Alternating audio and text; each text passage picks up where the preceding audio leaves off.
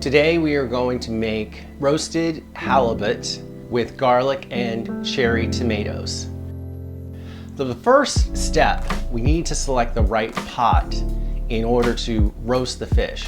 The preferred pot that I like to use is one of these cast iron enamel pots. The brand is Le Creuset.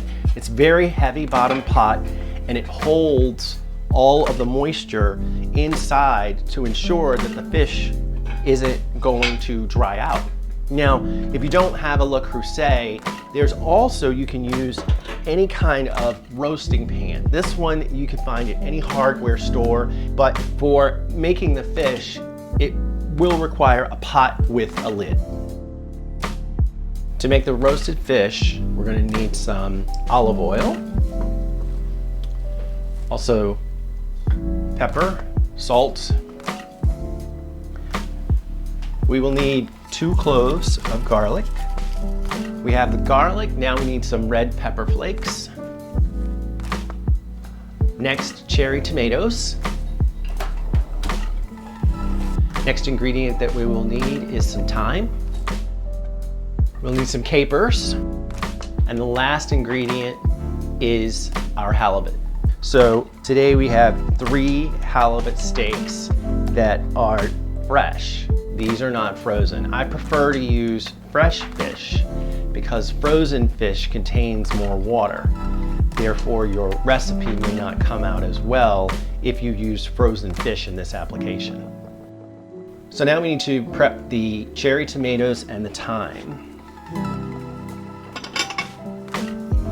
I typically use just a regular cereal bowl for this. The recipe calls for approximately 4 cups, and that's exactly what this cereal bowl holds. This recipe calls for cherry tomatoes, but the type that I actually like to use are the small heirloom cherry tomatoes. For this particular recipe, they have a much more fruity flavor. Next, we are going to prep the thyme. To prep the fresh thyme, we're going to need 1 teaspoon.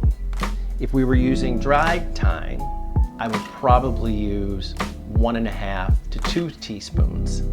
Similar to rosemary, thyme comes usually in these larger bunches, and so what you want to do is actually break off each stem and pull it from the bottom, like so, in order to actually get the leaves off themselves. One of my 5 favorite seasonings that we always talked about were olive oil, salt, pepper, herbs of Provence, and now garlic. To slice the garlic, I'm actually going to use a boning knife, which is a smaller slicing knife. And specifically, if you take the tip of the knife and you embed it in your cutting board, you're able to slice through to get very thin slices. And you just keep your tip of the knife on the cutting board and you just move it through. To prep the fish, we're going to take the plastic off. And since this is a protein, I always want to make sure to practice food safety. When we pull the fish out, we don't just put it on our cutting board. We want to actually put it on its own separate plate. Using a pair of tongs, you can then start to maneuver the fish onto the plate. Next, using a chef's knife, we're going to take and cut each of these fillets in half.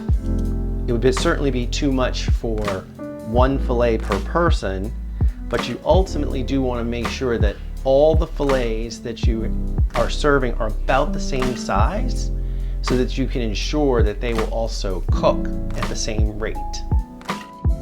You're going to season each piece with salt and pepper. You'll then repeat the process on the other side. All of our ingredients are prepped. Now it's time to cook the fish. The first thing you'll do is to turn on your oven to 250 degrees. Next, you'll need to take some olive oil and put it at the bottom of your pan, about 2 tablespoons. You'll turn on the heat to a medium setting. You will let the oil heat until it starts to shimmer before you add your next ingredient.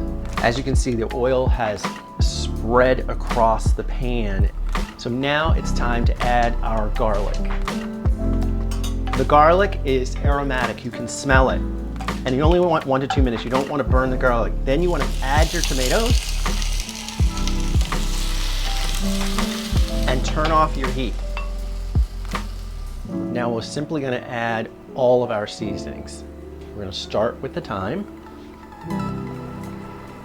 Next we'll put some crushed red pepper flakes in. Next thing you'll do is you'll add some of your capers. 1 large tablespoon. Salt. 3 or 4 turns, because remember, capers are briny and salty. And last, some freshly ground black pepper. Then you just stir it all together. Because now you are creating a bed for the fish. Next, you'll take the fish and place it directly on top of the tomatoes. You want to arrange the fish just so that they're all not touching, but they're also not touching the edge of the pot. Last thing we're going to do is cover the fish and put it directly into our preheated 250-degree oven to bake. This should take about 30 to 40 minutes, and we want to check for an internal temperature of 140 degrees. It's been 30 minutes. Time to check the temperature of the fish. The fish is cooked. So we'll put the top on, take it out of the oven. You will gently remove each piece of fish from the pot using a spatula. It should be nice and firm and have a little movement to it, just like that. Once you remove the fish from the pan, you want to cover it loosely with foil. As with all proteins, you want to let it rest for at least 10 minutes. While the fish is resting, on the stovetop, turn the tomato mixture back to heat it up some more so we can start to turn it into more of a sauce. This is a great recipe for company because it doesn't require a lot of babysitting. Soon, you'll be able to plate it and serve your guests. Now the fish is rested for 10 minutes. Our sauce has reduced. We'll start to plate the fish using a bowl. I typically like to serve these in a bowl. You take a little bit of the tomatoes sauce and you lay it at the bottom of the dish. Take the fish that has been rested and take each fillet and place it on top of the tomatoes. Lastly, garnish each piece of fish with a little sprig of thyme on the top. And that's it. You have an elegant roasted halibut with garlic and cherry tomatoes. Enjoy!